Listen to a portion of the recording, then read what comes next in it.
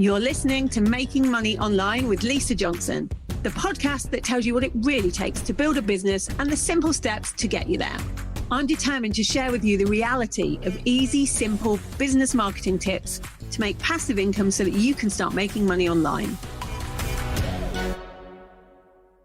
Making Money Online is sponsored by Nicola J. Rowley PR, helping entrepreneurs and brands get visible through strategic storytelling. If you're serious about being seen and impacting the lives of others, harnessing the power of PR is the best way to grow and scale your business.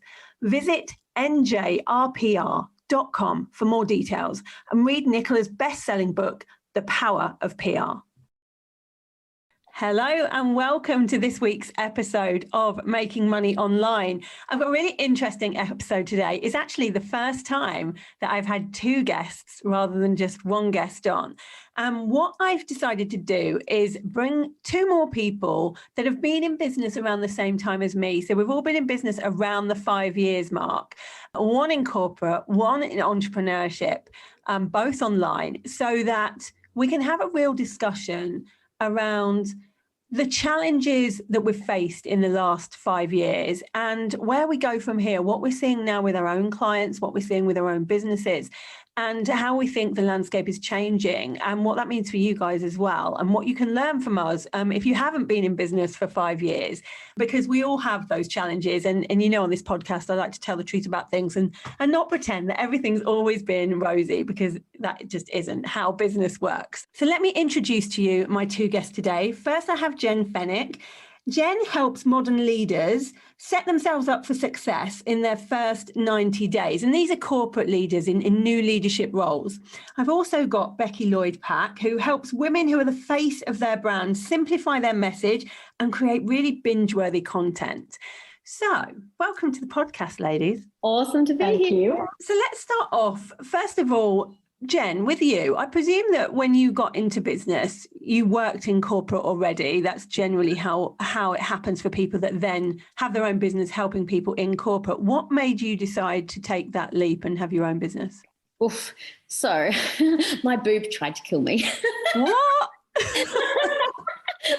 No, we should be having gin, not tea. But So I had a corporate career spanning kind of 15 years, and I'd moved up to kind of global. I had a global leadership role, and at the age of 35, I found out that I had breast cancer. So like curveball is maybe an understatement, but so kind of rode a wild ride of 11 months of treatment. When I came out the other side, realized I was completely burnt out by corporate life. Thought I really need to do something bold and courageous, because actually I'm feeling quite courageous right now. And what does that look like? And I'd been a coach as a teenager, through to, coaching through organizations. And it was just a thing that I wanted to do day in, day out. So it's like, I'm feeling bold and courageous. I need to do something bold and courageous. Corporate life's not working. What does it look like? And it just all came down to coaching. So amazing. What I love is that in a lot of these podcasts, some adversity happens and generally something amazing comes out of that adversity. And I love that, because we never see that when we're in it. We don't realize that it might, adversity might be helping us to choose a path that we're actually supposed to be on, which is so cool. Becky, what about you? What made you start your business? Well, it's interesting, really, because I actually don't have a story that actually it's adversity that informed the decision. I used to work in the film industry for over 8 years on movies like Mission Impossible, The Avengers, Fantastic Beasts. So very much on paper was living the dream. And my husband was shooting a movie in America at the time. And my parents were around in London and had a spare ticket to a self-development event. And I, at the time, was like, why am I coming to this? But I had no valid excuse not to go. So I went along like, I'm perfectly happy. I'm going to get nothing from this weekend. And on like the second day, we did this visualization exercise where you went and like met your younger self. And I did it. And I was like, 4-year-old Becky is not impressed with me at all. Because really I looked at it with that bit of distance, I realized that I'd always wanted to write books and do really creative things. And although I was working in a creative industry, I'd essentially got to the top of the ladder and was ultimately just managing spreadsheets and dealing with like grumpy directors and things like that. So it was just this moment of like, I need to change, something needs to happen. And I really just felt this intuitive tug to just change. So I literally rang my husband and I was like, I'm going to quit my job. I think I'm just going to start a business and I'm just going to figure it out as I go. Do you support me? And he said 100% yes. And that was it. Wow. I think 2 weeks later, I did like an internet business course and was like, let's just see where this goes. And yeah, 4 years in and I'm still here, 4.5, 5 years. So yeah. Wow, that's an amazing story. And when you both first started, like we have all good intentions when we first start. And I don't think we realize how hard business is when you first start up on your own. You think, you get a website out there and you'll learn some stuff and then you'll get some clients. And I don't know about you guys, but that didn't happen with me. Like my first business was a wedding planning business and it was real hard work. What were your biggest challenges, would you say, when you first started, starting with you, Jen? Well, do you know, it's interesting because the first year, I think because I'd come off the back of quite a wild ride, I actually found the first year actually to be quite, I'd say quite calm and, empowering, just because I took the pressure off. Because actually that's why I'd left corporate. So I said to myself, like, you just be playful with it, So I gave myself permission for 12 months to be playful and just to see who needed me. Because I think, we all know coaching is awesome, but it's really tricky. If you want to market it, you have to find a bit of where your niche. Absolutely. So I kind of spent 12 months being playful with it. My greatest challenges came later. Oh, wow. And do you think that's because you'd already gone through such a big challenge that actually nothing felt like much of a challenge compared? Yeah, and I think I was just loving the freedom and flexibility and the glorious spaciousness of not having back-to-back meetings. I was just really making the most of it. And I think, but then as I grew, all of a sudden I put more pressure on myself because it's like to maintain the growth, that was the pressure. It was the pressure I put on myself. Yeah, I think a really good point to bring out there is this playfulness. I think that business should be fun and we should be able to play with it. And often we're so led by goals and targets and revenue figures that we don't play as much. And I remember in 2020, I'd always wanted to play with affiliate launches and to see if I could do one. And I'd never dared, because if it hadn't worked, then my trajectory of growth that everyone was looking at, because I was, I'd grown into this sort of big name. And I thought if I didn't do it right, everyone would go, oh, look, that failed. And then suddenly I was able to play because I could blame coronavirus. So I had this year where I was like, if it goes wrong, and I can just play with everything. If it goes wrong, I can just say, well, it's 2020. And so I did. And it took my business, into the multi-millions just from playing, just from giving it a go. So I think it's really important that you take on board that play state because it does work really, really well. And what about you, Becky? What were the challenges that you found, or did yours come later too? Well, it's interesting. I'd say mine, I didn't realize at the time what they were, but it's only on reflection that it's really kind of come to light. And I think the biggest thing I struggled with was doing what I thought I should be doing versus what actually felt good and right for me. I describe myself as being insatiably curious. So I loved to learn. So in those early days, I was like soaking up as much information as I possibly could and very much kind of doing what I thought I should do to create a successful, thriving business.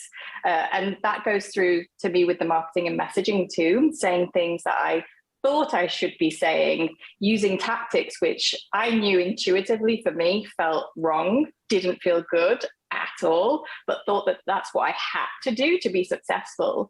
But because of that misalignment, I really struggled to get consistent clients in that first year because there was always this element, now I can say on reflection and coaching, of self-sabotage, because actually I didn't really buy into or believe a lot of what I was saying and the way that I was doing it. Yeah. And I know that very much then related to people obviously being able to sense that disconnect.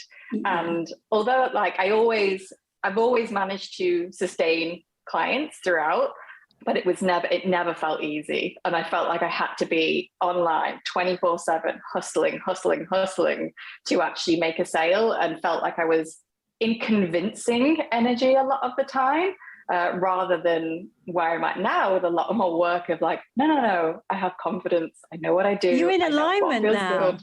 Yeah. That's it. I think I resonate massively with that, because that's what happened to me at the beginning of my journey, is that I was taught by people to do things a certain way. I had a coach that basically told me to lie a lot online, and to say that I was earning more than I was, and then more people would want to work with me, and to, make out I had more experience than I did, and all of these kind of tactics. And we've seen, if you've been listening to this podcast, you will know the kind of tactics that I don't like. And I was using all of those in the first couple of months because that's what I was told to do. And a lot of us are taught a certain way. And actually, when we get rid of all of that, we stop looking at what the industry's idea of success is and what the industry tells us we should do, and get rid of that should, and instead do what feels really aligned to us. It just works. And actually, people told me it wouldn't. It won't work if you don't do any of these things. These are the things, the urgency and all of this, these are the things that make people buy. And I kind of just couldn't sleep at night. And so I changed it to what felt good to me and how it felt good selling to me, like aligned, and everything worked much better. But we can only see that when we look back, can't we? Because we just do what other people do when we first start, because we can only do what we see. I also think we actually have to try these things a lot of the time. Like, you don't know until you've actually given it a go and tried it on. And sometimes I think we can confuse like being scared and discomfort. We can sometimes label that as like, I don't know if that's in alignment for me. And it's like, actually, I'm just scared. And it's easier to say that. So I think there is an element of, like, one of my mantras that I say all the time is messy action. And I live and breathe it still to this day. So I think there's being able to actually try something and go, I really don't like this, as opposed to it's just uncomfortable, but I actually do like it. So I think there is an element of being able to push yourself beyond that and just get involved. And you do have to push yourself a bit. Like, I'm sure you must have felt that as well, Jen, like, especially with corporate, you do have to push yourself out of your comfort zone. Like, one of the things that I really didn't want to do, and I knew I didn't want to do it, is speaking. And I'd say, well, I don't want to be one of those people that stand on stages. And I tell myself these stories, like, I don't want to be one of them. They're like so showy. And actually, I would have loved to stand on stage. I was just too scared to do it. And so I gave myself really good reasons why I shouldn't do it.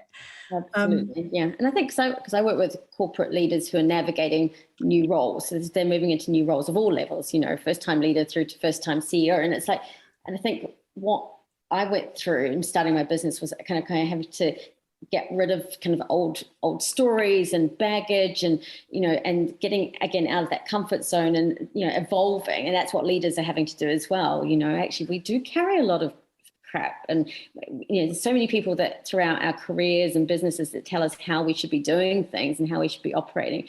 But it's so powerful and empowering to find our way, like what is aligned to us, and what does our authentic voice sound like, and that took me a while to find that, because I was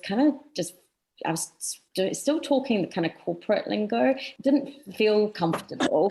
And actually it was really interesting, because I think when I started posting things on LinkedIn, that's kind of where my clients hang out. And when I started posting things on LinkedIn in those early days, and I was still posting things kind of with that corporate lingo, I wasn't really getting the engagement. And it wasn't until I just stopped holding myself back and just really showed up openly as you, as me, that all of a sudden things transformed, and it was just, and then the sense of community and people trust, and it was just, because they see you, I think. And I think that it's really hard to do that, especially when you've come from a jargon filled background. Like, I remember doing all the training, like a bit like what you did, Becky, like every webinar, and like just that self-development of wanting to learn everything. And I picked up all the lingo from it and picked up all the jargon. And then when I started writing my website, I was saying things on the website like, do you want more abundance? And then I went to this workshop and the person said, read out loud what you've said on your website. If you would go to a friend and use that phrase, then fine, keep it on there. And as if I'd ever go to a friend and go, would you like more abundance in your life? You just go, do you want more money? I don't know why I wrote it. So then I changed it to, do you want to make some more money? And it was like, then everyone was like, yeah, that is what I want. Like, no one even knew what abundance meant then. It was ridiculous. But I do think we pick up these things that we shouldn't. We should just be us. Talk how, like, one of the reasons that I think I've been successful is because I talk like me, whether I'm in a street, whether I'm on a webinar, or whether, I'm writing an email. I just be the same person all the time, which actually is easier, because there's a lot of people that aren't that have a persona online, isn't who they are. But the ease of just being you all the time, such a lovely way of doing it. What have you seen over the last 4 to 5 years? What do you think are the biggest changes that have happened in the online industry, starting with you, Becky? So for me, I think it's a lot of change that's happened very quickly, I would say. And the way in which we communicate and the places in which we communicate, it's just not the same, even as it was 2 years ago, never mind 5 years ago. And I think it's the way that we consume information, the way that we want to get to know people and get to know brands. Authenticity, it's one of those words that I have a real love-hate relationship with, because it's an absolute buzzword and everybody says it, but it doesn't stop it being true. I think we really do need to show up as our authentic selves, which I know sounds a bit, and sometimes I just want to caveat, based on what we said before as well, that can take time. It's not necessarily you can just flick a switch and be yourself. I myself had years of good girl conditioning and perfect student that I had to essentially unlearn over a period of time. So sometimes it's easy to listen to these things and think, oh, just be yourself. And it's like, but who am I? That can be a long process. But in terms of the online space, like I know in 2020, it's when I had some of my biggest success months, like money-wise, and it all came from Instagram, and it came from Instagram lives and Instagram stories, and it was just incredible for me. But that has completely changed now. And even back in April of this year, we were moving house, moving across the country. My husband got COVID. I basically had to take a month off business to just deal with life stuff. And I came back, and essentially my business had just stopped because I wasn't able to be online 24/7. Like I wasn't on Instagram, so I had no leads coming in. I had no interest. And it was just a massive wake-up call for me to really diversify how people could discover me, how they could interact with my content when I'm not there. And I think before it was almost this like nice to have so that you can take time off, but you still could hustle your way on Instagram to get success. Whereas now I just don't see that works in the same way. It's not a nice to have anymore. It's an absolute requirement for people to be able to navigate their own journey with you and not require you to go like to be physically present and selling. It's unsustainable and it doesn't work anymore. It doesn't work. And I mean, I have a program called Visible, and what we teach in Visible is to be consistent and not constant. And the reason we do that is because constant doesn't work. And that's how so many people are still trying to get their leads, is by like, here I am, I'm here, I'm talking to you. When actually I've had months off not being on social media and no one's even realized, because there's so much you can do to be present while not actually being present. Just things like, one of the biggest things that I wish I did earlier was have an email list. I started everything on Facebook. I didn't even have an email list for the first year. And now I look back and think, what a waste. Like there's so much you can do when you have that email list. And there's so many different ways now of showing up that are automated that make your life easier. I think that's such a big one. The landscape has definitely changed in that area. And actually, you're right. It isn't even been 5 years. Even if you look back 6 months ago, things have changed in how you can show up. And we're still seeing things change now in the way of launching. People are still trying to launch like they did a year ago, and it doesn't work. Like it's completely changed. But I think that's a good thing. Like we have to be on our toes, don't we? Absolutely. What about you, Jen? What have you seen that has changed in your kind of world in the last 5 years? I guess everything's become more virtual, and that's why obviously for a period it was all virtual. And with that it's created, opportunities, but then there's also a fatigue with that. And a lot of my clients are also feeling quite isolated, feeling, more lonely. I actually did a poll recently, and 84% of leaders in my network were saying that they were feeling more isolated or lonely since the pandemic had hit. And then you think about the impact of that, and so it's just this. I think for me, it's been really interesting because people were quite fatigued by Zoom, because while they're meeting heavy, organizations and people are constantly on Zoom and constantly and people are also finding that things are quite transactional. People are being sold to, feel that they're being sold to. There's it's just the same old stuff. So you have to again kind of lean into more about how you're visible, where you're visible. And for me, it's definitely been around kind of community, human connection. I did a podcast again to be able to showcase, role models, like, to raise the visibility of role models, that, because I think sometimes you see role models or people online and it doesn't necessarily showcase the full scope of leaders and role models that there are. It's maybe sometimes the loudest voices that people see. It definitely is the loudest voices that people see. And actually there are some people doing some really big, exciting things that aren't, the loudest voices out there. They're just slowly getting on with it and focusing on what they do. And I love finding those people. You will see on this podcast that we don't have many giant names. We have people that are doing really good things in business that they might not be shouting about as much as they should be. Absolutely. So it's trying to find those opportunities to do that in a virtual fatigued world. Right. Do you think some of it is during kind of like the whole pandemic side in the last couple of years? Do you think we've forgotten how to relationship build? Oh, I think so. I don't know, Becky, would you get that? Do you get that feedback as well? Yes and no. I think we do intuitively know how to do it, but it's a case of getting used to the way that it's different online and in person, because it is very different. Like, I know with 99% of the people I speak to, my clients as well, if I put them in a room with somebody, they could totally explain what they do with ease. They could totally create that real authentic connection. But the minute that we plot them online, they'll just stick like their phone camera in front of their face. We completely change. So I think it's actually about learning how to be comfortable, and actually the skills that you do already intuitively have, it's the same online as it is in person. You don't, but I think, like, weirdly, especially if you have like the selfie kind of mode on, you're seeing your own face and you're like, it's hard. I'm sat in a room on my own, speaking to myself essentially. What?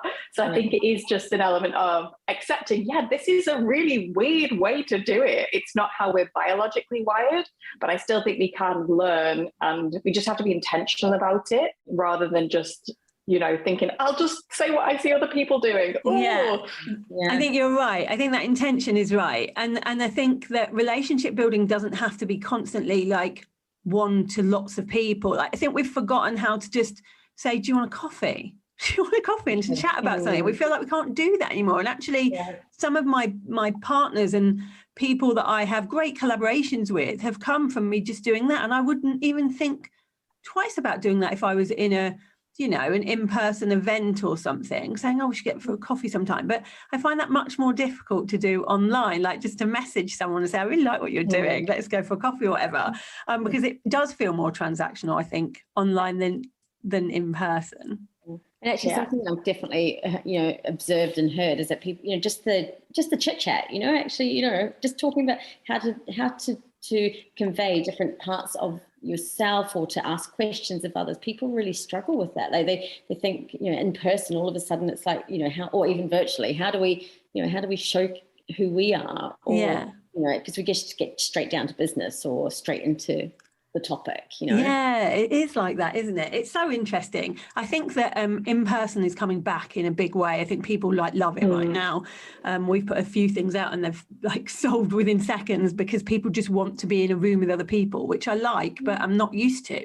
So it's like getting us used to being around other people again. And I think I've turned slightly introverted in the pandemic, because I used to love being around lots and lots of people, and now I find it quite intimidating sometimes. Mm-hmm. How do you find out if you go to an in-person event? Are you buzzing afterwards, or Yeah, I do like it. Like when I've been on a stage or anything like that, I'm buzzing afterwards. I find it tricky sometimes. So I was at something a few weeks ago where people had come to see me, and afterward there were about 70 people, and afterwards everybody wanted a photo and everybody wanted a hug, and I find that tricky.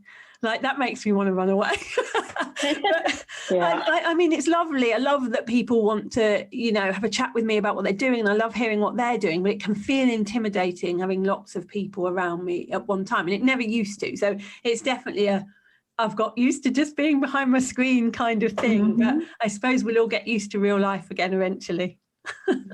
So I would love for you to sum up, if your ideal client was listening right now and they had a problem, what would that problem be? And how could you help them? Starting with Becky.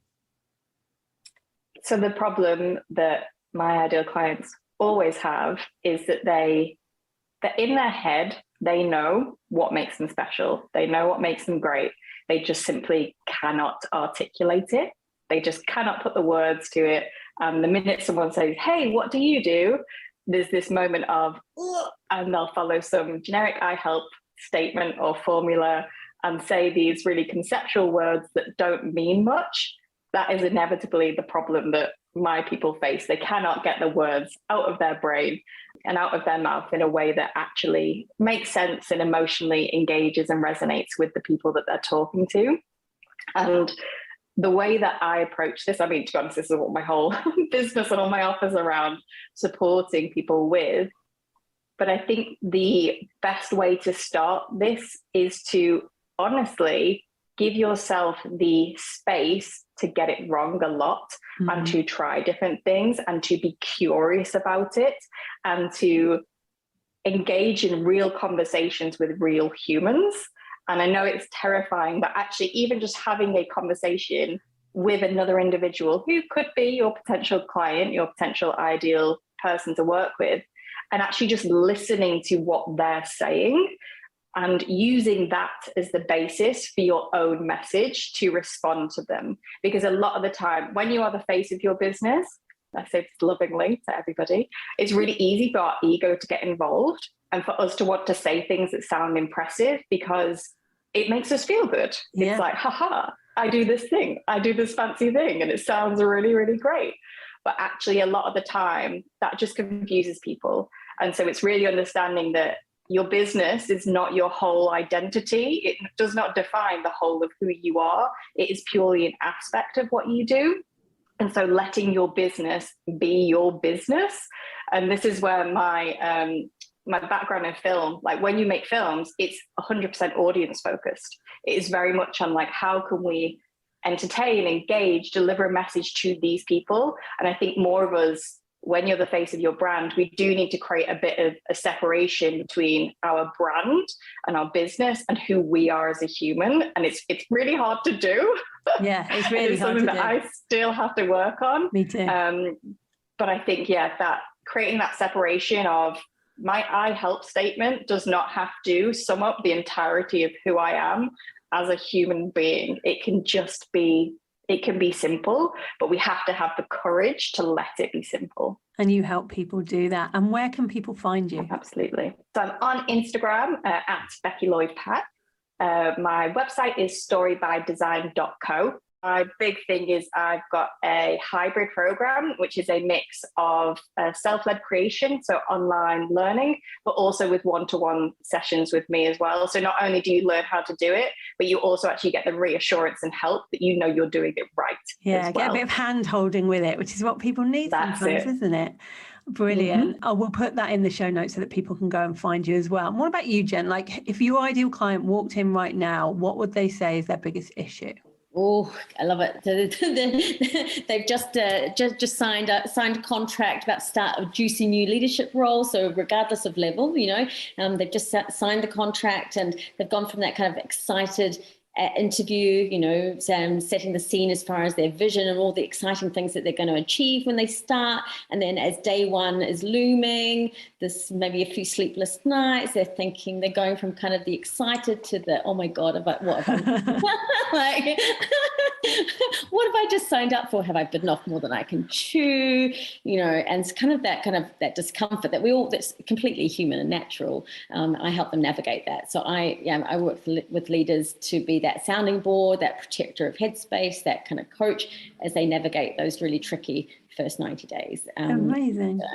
Less overwhelm, more impact. Yeah, having a plan. And where is the best place for people to find you? LinkedIn, that's where I live. That's where I live over in LinkedIn. So LinkedIn, Jenn Fenwick. I've also got a podcast, Chats with Leaders. So I interview leaders all over the globe, which is really cool. Even just to drop me an email if they're listening to this, Jen@jennfenwick.com. Yeah, I'd love to chat. Amazing. Ladies, it's been lovely to talk to you. It's always nice to talk business with fellow entrepreneurs. I will put in the show notes all of your links so that people can go over and just say hi and get to know you a little bit better. But thank you for being here today. Thank you for having us. No worries. And thank you guys for listening. As always, if you've liked what you've heard today, I would love you to leave us a little review. Tell us what you thought of it. And I'll be back next week with another episode of Making Money Online.